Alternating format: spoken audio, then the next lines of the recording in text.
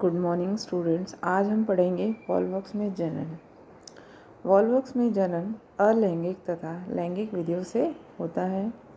अलैंगिक जनन सामान्यतः बसंत एवं ग्रीष्म ऋतु में होता है, जबकि लैंगिक जनन ग्रीष्म ऋतु के अंत में प्रारंभ होता है।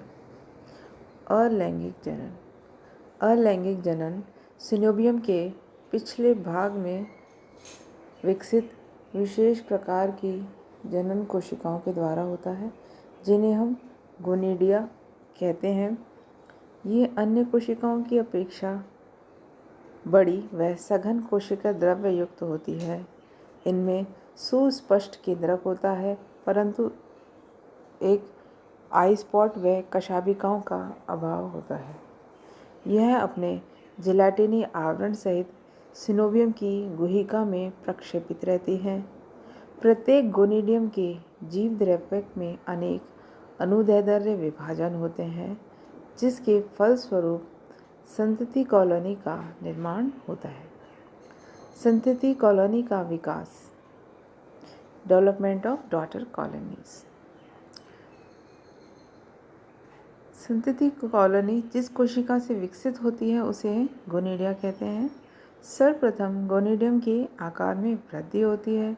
इसके पश्चात गोनिडियम में 3 वर्टिकल डिविजन्स होते हैं, जिसके फलस्वरूप 8 कोशिकाओं की संरचना बनती है। ये एक कर्व्ड प्लेट पर व्यवस्थित बनती हैं। ये कोशिकाएं एक 8 कोशिकीय प्लेकिया स्टेज कहलाती है।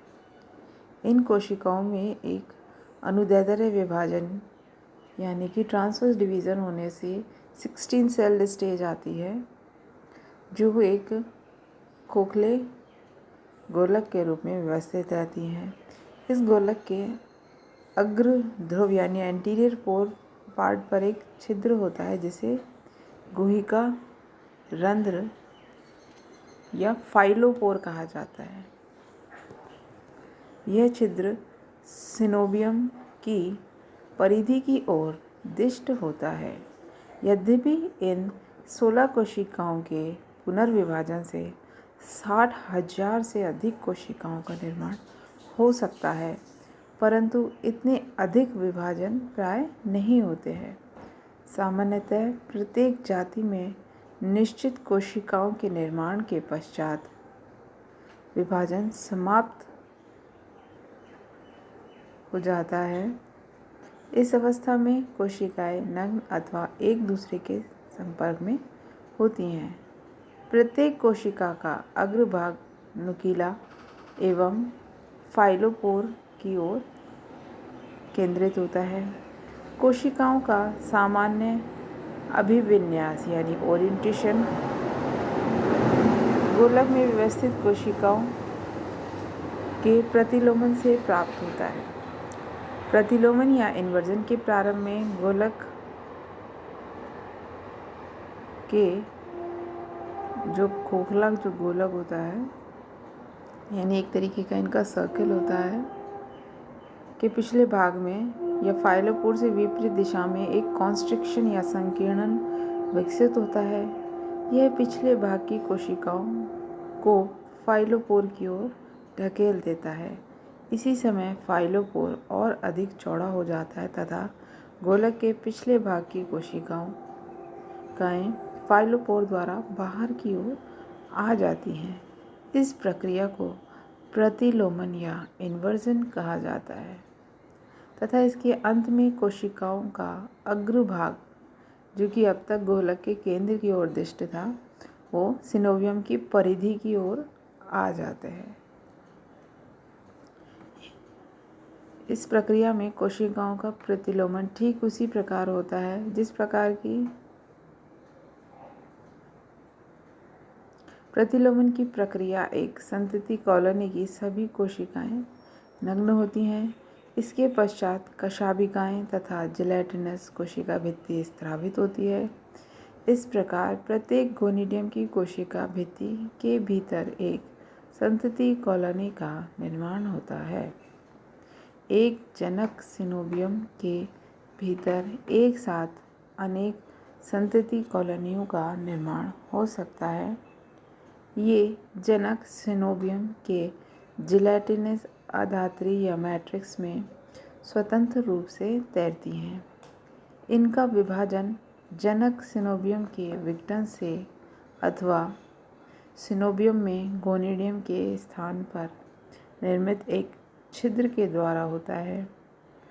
अनेक जातियों में संतति कॉलोनी के विमोचन के पश्चात जनक सिनोबियम नष्ट हो जाती है, परंतु कुछ वॉलवॉक्स जैसे वॉलवॉक्स अफ्रीकेंस तथा वॉलवॉक्स कार्टेरी में एक जनक सिनोबियम में संतति कॉलोनी में 2 से 4 पीढ़ियों तक बनी रहती है। जैसा कि आप इस चित्र में देख सकते हैं, सबसे पहले ए डायग्राम में जो कोशिका वह कोशिका जिससे कि अलैंगिक जनन होना होता है, वो आकार में अन्य कोशिकाओं की अपेक्षा बड़ी हो जाती है, सघन जीव द्रव्य युक्त हो जाती है। इसे गोनिडिया कहते हैं। इसमें 3 वर्टिकल डिवीज़न होते हैं, जिससे 1 से 2, 2 से 4, 4 से 8, 3 बार विभाजन होने से 8 कोशिकीय अवस्था आ जाती है। इस 8 कोशिकीय अवस्था को प्लेकिया स्टेज कहते हैं। इस प्लेकिया स्टेज में पुनः एक ट्रांसवर्स डिवीज़न यानी कि अनुदैर्ध्य विभाजन होने से 16 सेल स्टेज आती है। ये ई डायग्राम में आप देख सकते हैं। इसके पश्चात इनमें और विभाजन होते हैं। इन संतति कोशिकाओं का अग्रभाग केंद्र की ओर यानी गोलक जो खोखला गोलक है उसके केंद्र की ओर तथा पश्च भाग परिधि की ओर होता है।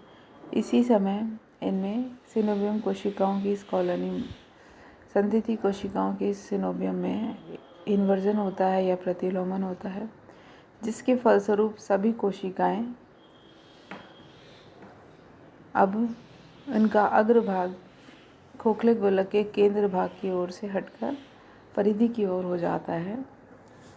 तत्पश्चात इनमें कशाभिकाएं एवं जिलेटिनस आवरण बनता है। ये सभी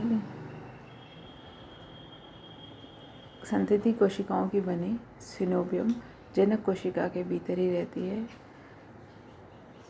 कई बार संतति कोशिकाएं जनक कोशिका से मुक्त हो जाती है तथा जनक कोशिकाएं मृत हो जाती है, परंतु वॉलवॉक्स की कुछ जातियों में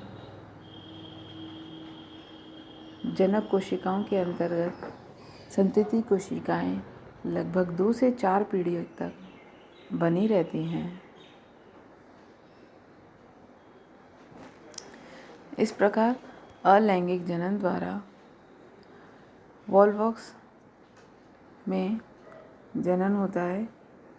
ये संतति कोशिकाओं में निर्मित वॉलवॉक्स की कोशिकाएं संतति कोशिकाएं वॉलवॉक्स की पेरेंटल कोशिकाओं के समान ही होती हैं। इनकी आकार नाशपाती आकार की होती हैं तथा इनमें क्लोरोप्लास्ट मेखला युक्त क्लोरोप्लास्ट पाया जाता है। इसके नीचे की ओर पायरिनॉइड होता है, जिसके केंद्र में प्रोटीन कोर होता है और यह स्टार्च की पटलिकाओं के द्वारा घिरा होता है। इनके अग्रभाग में 2 कशाभिकाएं निकली होती हैं। ब्लीफेरोप्लास्ट से 2 कशाभिकाएं निकलती हैं, जिनके माध्यम से ये इनकी सिनोबियम एक स्थान से दूसरे स्थान तक जल में तैरती हुई गमन करती है।